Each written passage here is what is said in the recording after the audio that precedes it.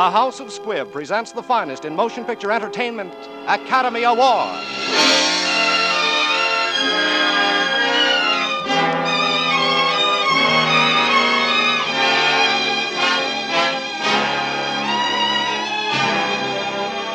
The House of Squibb, manufacturing chemist to the medical profession since 1858, bring you Academy Award. The pictures, the players, the techniques and skills which have won or been nominated for the coveted awards granted each year by the Academy of Motion Picture Arts and Sciences to each in his field for outstanding achievement.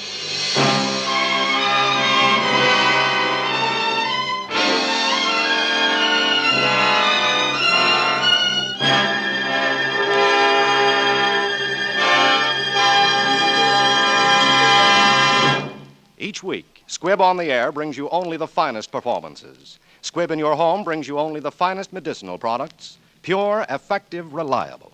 Squibb, a name you can trust. Tonight's picture is the story of Louis Pasteur. Tonight's star is the distinguished motion picture actor, Mr. Paul Muni. The story of Louis Pasteur was written for radio by Frank Wilson with an original musical score composed and conducted by Leith Stevens. And our producer-director is D. Engelbach.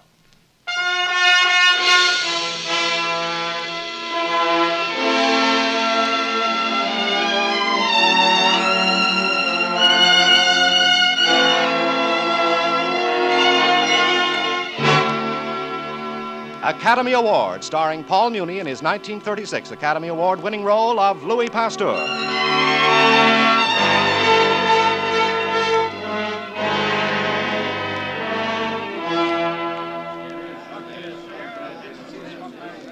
Come, Pasteur.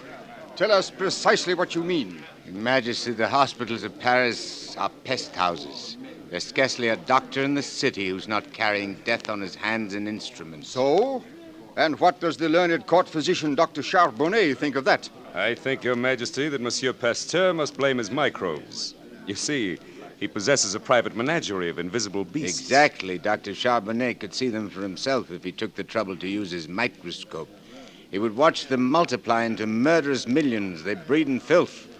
They must start from the gutters in Paris tonight and by tomorrow claim some mother from this very court. Preposterous. You, Charbonnet, treated a court servant today. She died tonight, a victim of your bigotry. Moreover, the unclean midwife who attended her will attend your next, more illustrious patient and may bring death to the Countess Gabrielle de Villefort. Stop! I forbid any more. You have gone too far, Monsieur Pasteur. The Countess Gabrielle de Villefort is Her Majesty's sister. Your Majesty, I speak only in warning. Pasteur, is it not true that you're practicing medicine of a kind when it is known that you're only a chemist? And is it not true that you are the author of a pamphlet that has caused the death of a famous physician? I'm not practicing medicine, Dr. Rossignol. I'm trying to put a stop to the negligence of those who do. Pasteur, in your processes for improving our wines and beer, you have rendered France a great service. We appreciate it. In the future, you will confine yourself to that field, to your pasteurizations. It is my wish. No, it is my command. Now, Monsieur Pasteur, have you anything to say? It is my birthday, sire. I can only hope that God will spare me the years until these learned doctors know and understand the vicious and invisible world of the microbes as I have learned to know and fear them.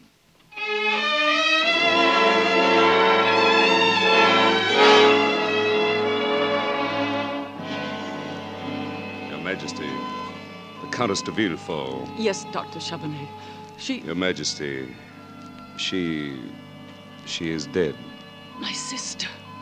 My sister. It is the hand of God, Your Majesty. But, monsieur, if Pasteur had been here... Pasteur, Your Majesty, is not a doctor. Even so, monsieur, I did not agree with the Emperor. I believed in Pasteur. And had he not been banished, he might have saved my sister.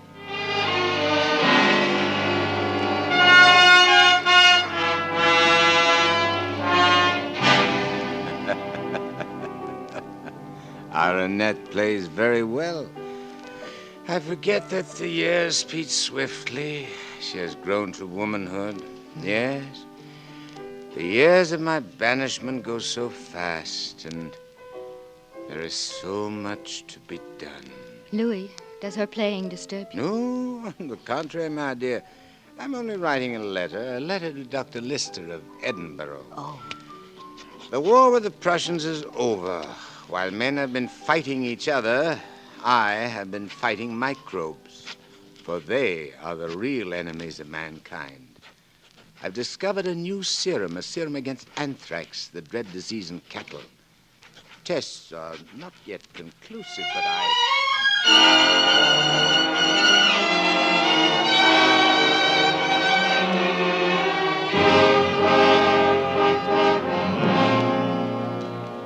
In addition to forfeiting Alsace-Lorraine, we have to pay an immediate indemnity of 5 billion francs. The question is how to raise such a sum. Monsieur President, industry is at a standstill. Farms are neglected. A devastating plague destroys our cattle. Efforts to raise money have failed everywhere except in one small province, Arbois. But if Arbois can pay, why not the others? For some reason, their cattle haven't been affected by this plague, this disease the doctors call anthrax. Then what is the reason? Every animal saved will buy back some Frenchman's liberty and self-respect. Perhaps Dr. Charbonnet or Dr. Rossignol can tell us. We believe it is the fields of this province. They must be immune to the disease. We would suggest that cattle from the other provinces be driven to Arbois, there to feed upon the good pastures and be kept in healthful condition. Let it be done at once. But I heard that some person in that province had developed a serum of sorts that keeps the cattle healthy. Impossible, sir. A maddened chemist called Pasteur once blamed all disease on microbes. We French are a very imaginative race.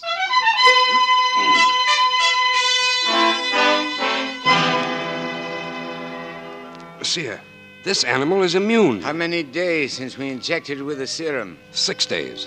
6 days. And 4 days, according to the records here, that you injected with the anthrax germs. Our serum works. Monsieur, have you read the paper from Paris? No, I have no time for newspapers, Rule. It says the government has heard that the cattle of Arbois are immune to anthrax, and they recommend that all cattle be shipped here. Nonsense. A journalist's pipe dream. Who would be so idiotic as to do that?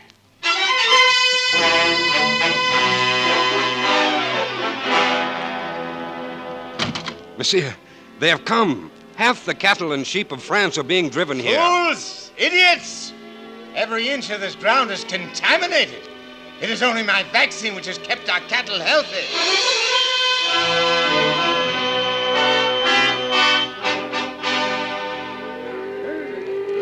I say no! No, you must turn! Turn back, turn about! Drive these cattle away from these fields. It is death. Death, I tell you! Please stand aside, monsieur. These cattle have been ordered here by the government. Please, Monsieur Pasteur. They will not listen to you. There is nothing more we can do. Do? There is something we can do. I shall appeal to the Academy of Medicine.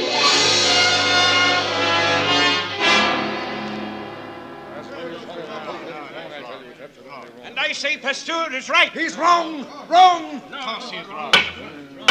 Gentlemen, Pasteur was discovered to be a charlatan 10 years ago. I see no reason for accepting him now. I disagree, Dr. Charbonnet. If someone has a cure for anthrax, I want to know about it. Mr. Chairman, Dr. Rossignol, I have something to propose. Let us take 50 normal, healthy sheep, 25 of which will be vaccinated by Monsieur Pasteur. The others will remain as they are. I shall then infect all 50 sheep with anthrax by injecting them with the dark, poisonous blood of diseased sheep. And I defy any man or any vaccine to save one of them. Bravo! Bravo! He wouldn't dare. I know the man. Doctor, can you answer for Monsieur Pasteur? Why, I hardly know what to say, gentlemen. Pasteur has gone. He is not here. It's just as well. He wouldn't dare accept. Gentlemen, I am Pasteur. I accept the challenge.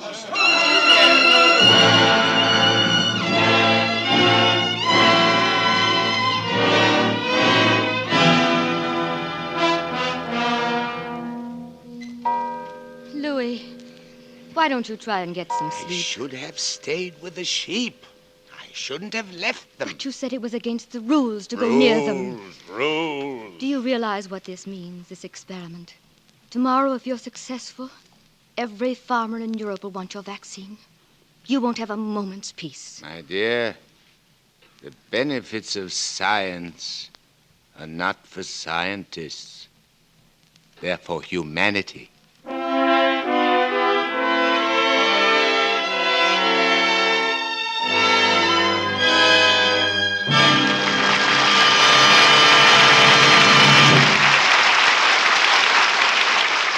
Before continuing with the second part of Paul Muni's Academy Award-winning performance of The Story of Louis Pasteur, I'd like to tell you about an exciting evening I had last week. I was attending a preview of Warner Brothers' new picture, Devotion, starring Ida Lupino, Paul Henreid, and Olivia de Havilland. With the crowd milling around and the photographers jockeying for position, the commotion was terrific. Hold it, please, Miss Lupino. Can I get one more?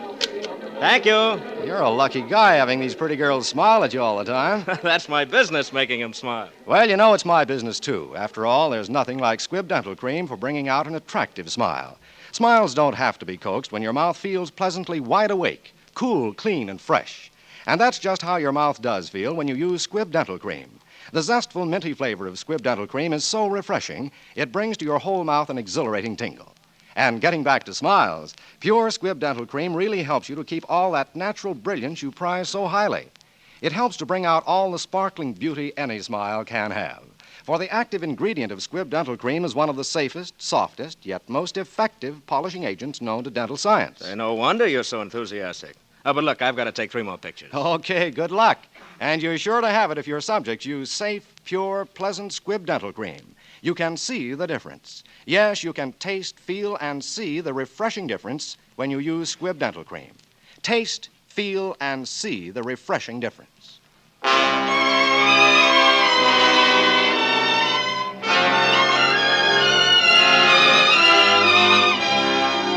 And now for part 2 of tonight's picture, the story of Louis Pasteur, starring the Academy Award winner, Mr. Paul Muni.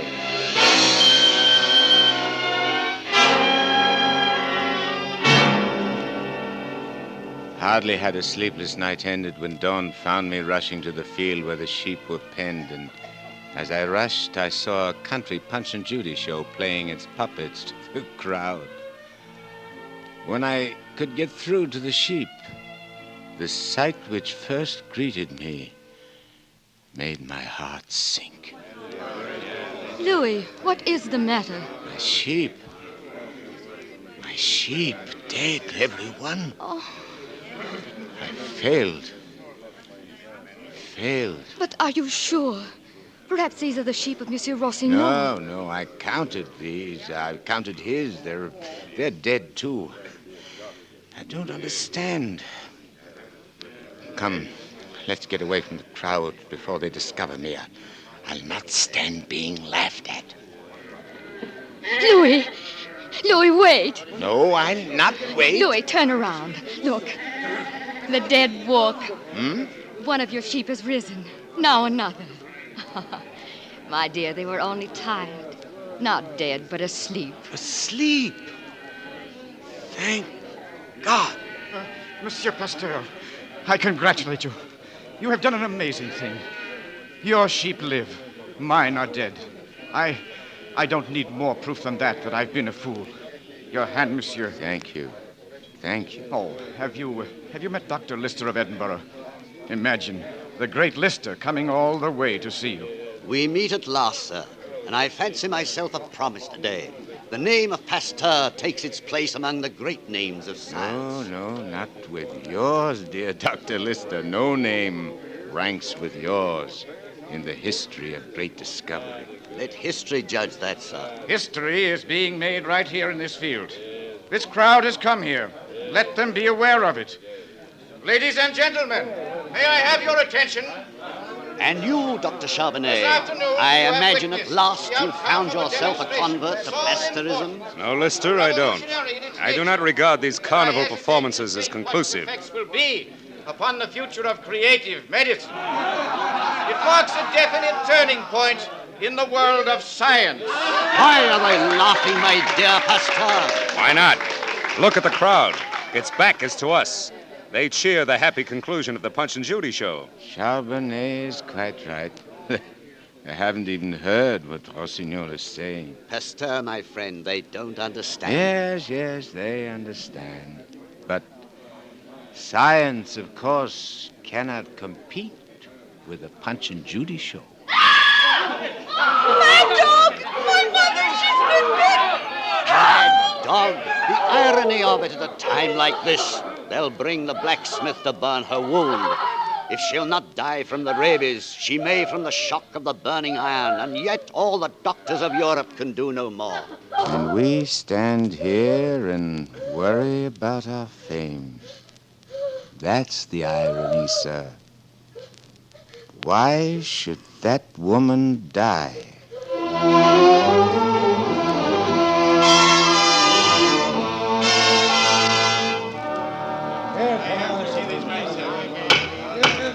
Gentlemen, must we continue to allow the prattle of a mad theorist to undo the work of centuries and make a laughing stock of the entire medical profession? You have all read this article. Mr. President, I have seen Pasteur produce rabies in healthy animals by injecting them with a fluid taken from the mouth of a mad dog. Have you seen its germs? Not yet, no. Of course you haven't. There is no such thing.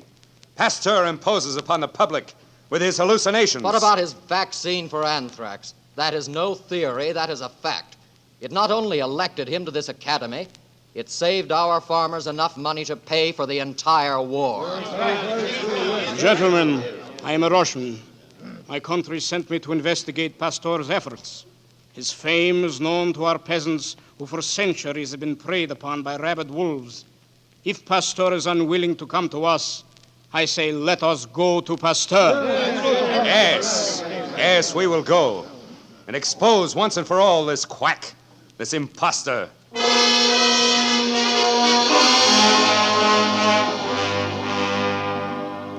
Monsieur Pasteur, in your last paper to us at the Academy, you said you were on the threshold of a vast new world. Might we inquire if you've crossed that threshold?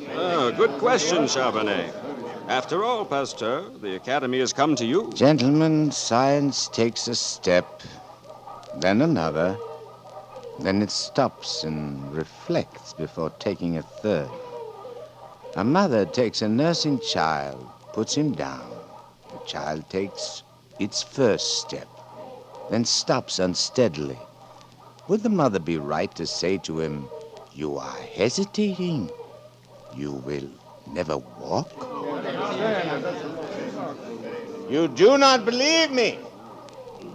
In this little test tube now in my hand, there are enough death-dealing rabies germs to wipe out a city. Really? Allow me. Careful, Charbonnet. No, it smells dreadful. I implore you. Why? If you have the slightest scratch on your hand. Oh, I see. Well, I do have something of a scratch. A cut from a nail as I entered your laboratory here. So now we shall see, eh? I'll pour a bit of your virus powder into my wound. There now. All I want is to have you predict the hour of my death.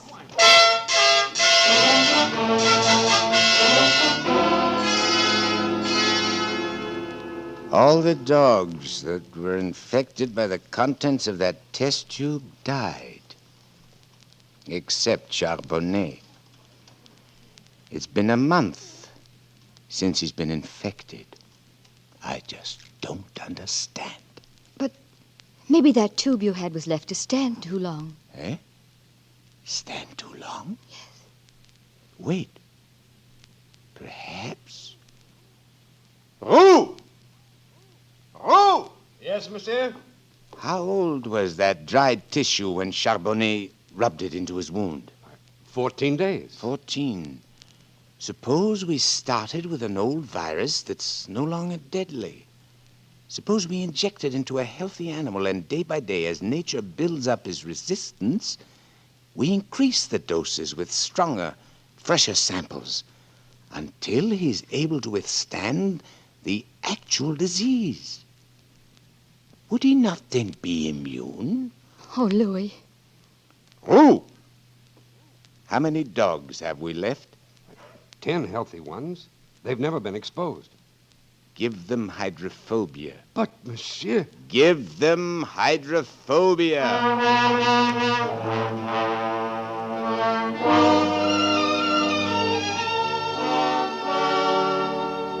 Louis, a doctor to see you. For me?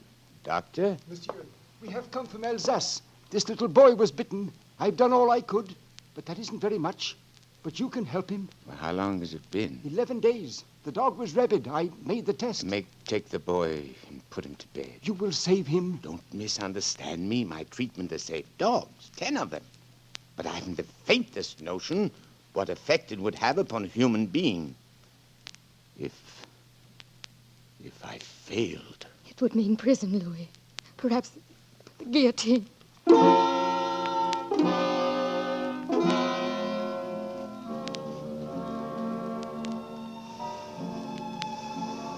Monsieur Pasteur, you are not a doctor. You cannot expect support from the medical profession. I implore you to attempt nothing irregular. Yes, I know. The boy will die anyway. It is worth trying. Anything. Human life is at stake. Yet, they would crucify me if I failed. Oh, monsieur, I beg of you, save my boy. My boy. Should I do it? Should I? A child's life is at stake, and I ask if I should? I must!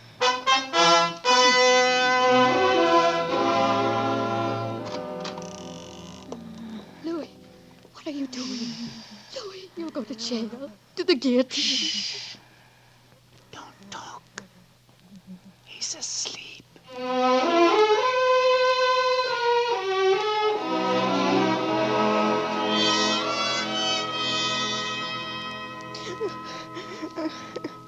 Yes, child? You're awake? I'm hungry. You're hungry. You're well. He's well. Pasteur! Pasteur! What is it? The boy. Look, he lives. He is over the crisis. The serum works. Come, we must tell him at once. Louis!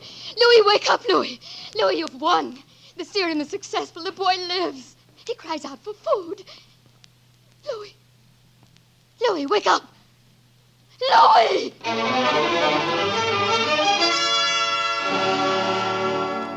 Dr. Charbonnet, you must come at once.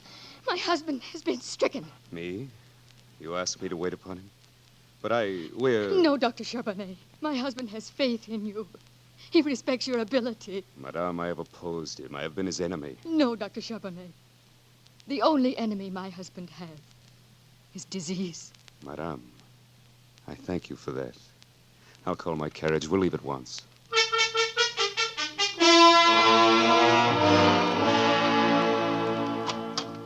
Louis? Louis, are you awake? My side. I can feel nothing. You've been unconscious. The Meister boy. I've got to get up and see him. No, Louis, no. Yesterday they dressed him and took him home. He is entirely well. Good. The doctor is here. Please, come in, doctor. Well, Pasteur, how are you feeling? Charbonnet? What does it mean? It means that I'm your physician. That you must remain quiet for a few days. Charbonnet? I appreciate this. Oh, it's not for you to appreciate me. It's for me to join the legion of those who appreciate you and your genius. Ah, monsieur, you've triumphed again. I have come to treat a patient who has been my teacher.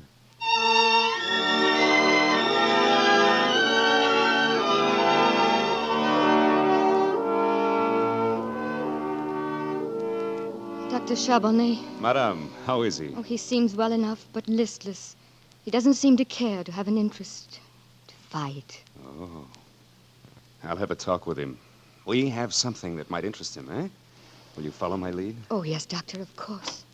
Good morning, monsieur. You're looking better. Good morning, Dr. Charbonnet. I'm afraid I don't feel better. I feel tired and old. Oh, I'd rather hope that you'd be feeling your old self again, particularly today. Why, today? Well, I would relish seeing the old Pasteur in action. Action? What do you mean? Well, Dr. Reux just told me when I arrived that some foreign scientist is giving a lecture at the Sorbonne this afternoon. He claims he will disprove your entire germ theory. What? Marie, is that right? Yes, Louis. Who is that man? What's his name? We don't know. But, of course, you're too tired. Tired? Nothing. Order the carriage, bring me my clothes. We'll go there at once.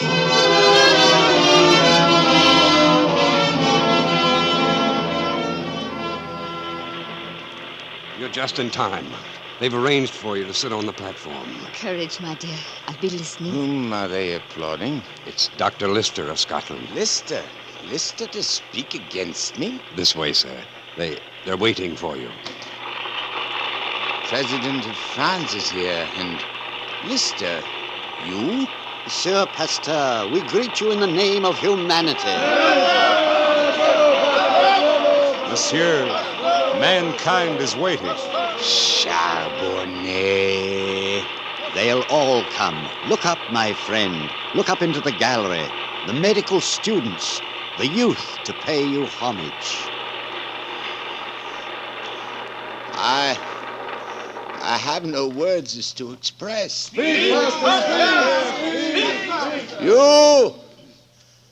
You young men in the gallery, you doctors and scientists of the future, do not let yourselves be tainted by a barren skepticism, nor discouraged by the sadness of certain hours that creep over nations. Do not become angry at your opponents, for no scientific theory has ever been accepted without opposition. Live in the serene peace of libraries and laboratories. Say to yourselves first, what have I done for my instructions? What am I accomplishing? Until the time comes when you may have the immense happiness of thinking that you have contributed in some way to the welfare and progress of mankind.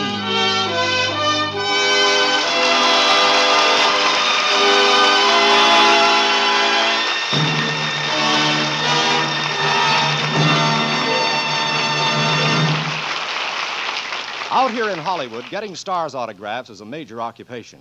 Way back when Abraham Lincoln was president, Dr. Squibb first signed his name on a container of ether. That name, his autograph, was his pledge that the ether he himself had produced was safe, pure, and effective. His own burning quest for perfection had resulted in something unheard of up to that time, a drug of unquestioned purity and uniformity. But for Dr. Squibb, ether was only the beginning. He began to produce other essential drugs with the same hitherto unheard of insistence on perfection. And doctors came to insist on using products that bore the signature Edward R. Squibb. And the house of Squibb began to grow. Others came to work with Dr. Squibb to share his wholehearted devotion to the cause of human health and to carry on down through the years the work he began. That's why today the name Squibb is still a pledge, a kind of composite signature or autograph of the thousands who work so faithfully to maintain the original Squibb standard of perfection, to keep Squibb a name you can trust. Next week, Academy Award starring Brian Donlevy and the Great McGinty. Mr. Paul Muni has just completed the Charles R. Rogers production, Angel on My Shoulder, a United Artists release. This is Hugh Brundage bidding you good night until next week at the same time when the House of Squibb invites you to join us for Academy Award. This is CBS, the Columbia Broadcasting System.